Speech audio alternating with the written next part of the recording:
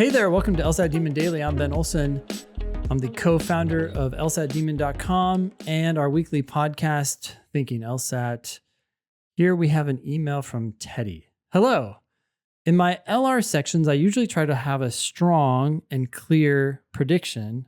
I usually try to have as strong and clear a prediction as possible before diving into the answer choices. Okay, that's great.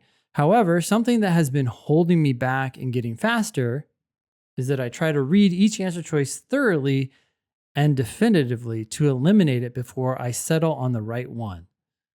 Okay, so you're slowing down in the passage, you're slowing down in the argument, you're presumably slowing down in the question to make sure you understand it, and you're also slowing down in the answer choices. And this is the one place where we always tell people to go faster because it is where you can go faster.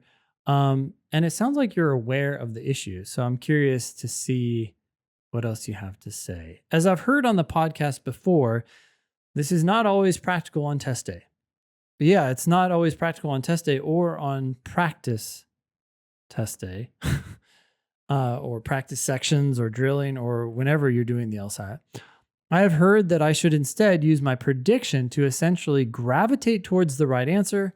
However, my caution comes from how on prior questions my prediction would be correct, but the test dresses up the correct answer in an unpredictable way. They may introduce a new idea or topic, or they may take advantage of the fact that some questions have a broad possibility of correct answer choices and make the right answer something completely unexpected. Okay, so you're saying you make a prediction, but you have two problems.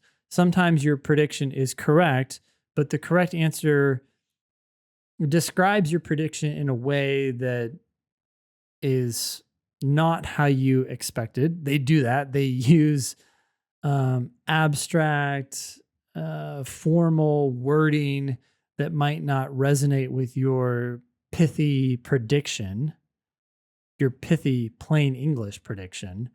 You're saying there's another problem, and that is the correct answer may be an entirely new idea. In other words, your prediction is one possible correct answer, but not the answer they decided to give you. They're just going in a different direction. Yeah, that's true. Both of these things do happen. I have two questions.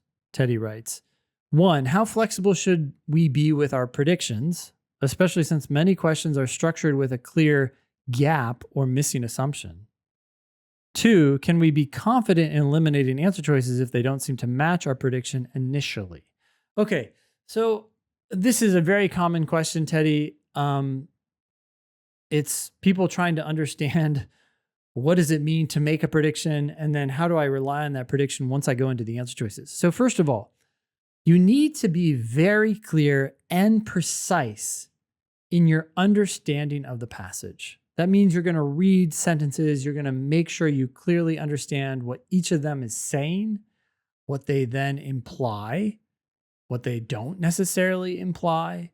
You're then going to decide, hey, is there an argument here? If it is, what exactly is the conclusion? Is that conclusion proven by the evidence? Not proven by the evidence? If it isn't proven by the evidence, why isn't it proven by the evidence? Right? You're going to do all those things very carefully, methodically, cautiously in the passage.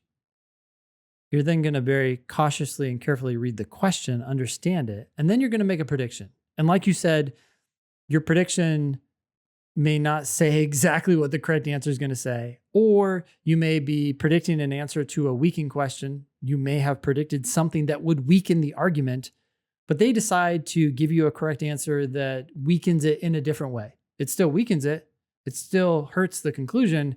It's just going at it with a different angle.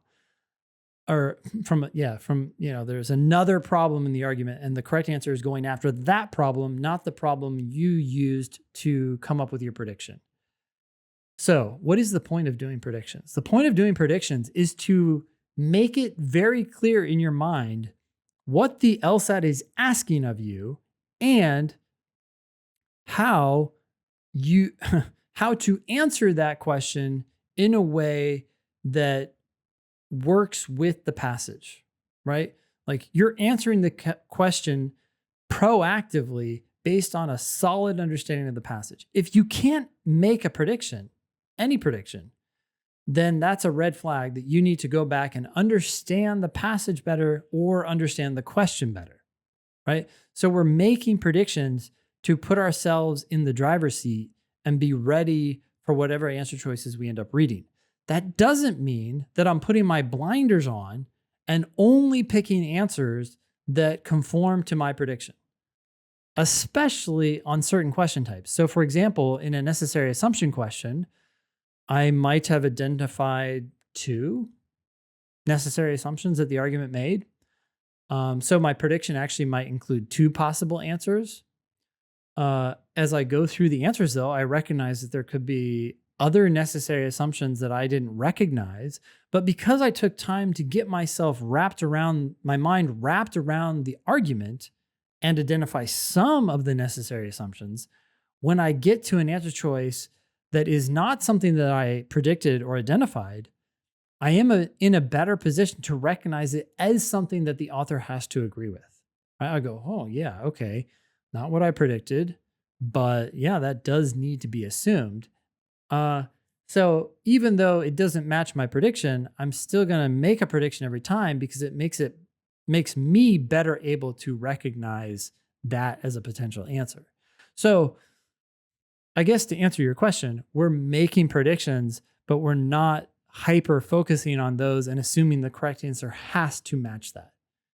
Now, different question types lend themselves to predictability. Sufficient assumption questions, on the other hand, are very predictable. So the answer that you come up with will almost certainly match the correct answer in some way. If it doesn't, you probably mess something up. So how confident can you be as you are eliminating answer choices? In general, it sounds like your challenge is that you're still taking too much time to definitively eliminate wrong answers, right? And you got to remember that 80% of the time the answers are wrong. So when you read an answer choice, your assumption is that it's going to be wrong. So if there's anything you don't like about it, you don't feel like it's answering the question, whether it matches your prediction perfectly or not, move on. Now, you might get through all 5 answer choices and have to go back to the top and be a little less critical. But a lot of times what will happen is you will get rid of A, you'll get rid of B, you'll read C. It won't match your prediction perfectly, but you're like, I can see how that would strengthen the argument. And so, that's probably the answer. And then you pick that and you still read D, you still read E, and you're getting rid of them maybe even faster now that you've found an answer that you like.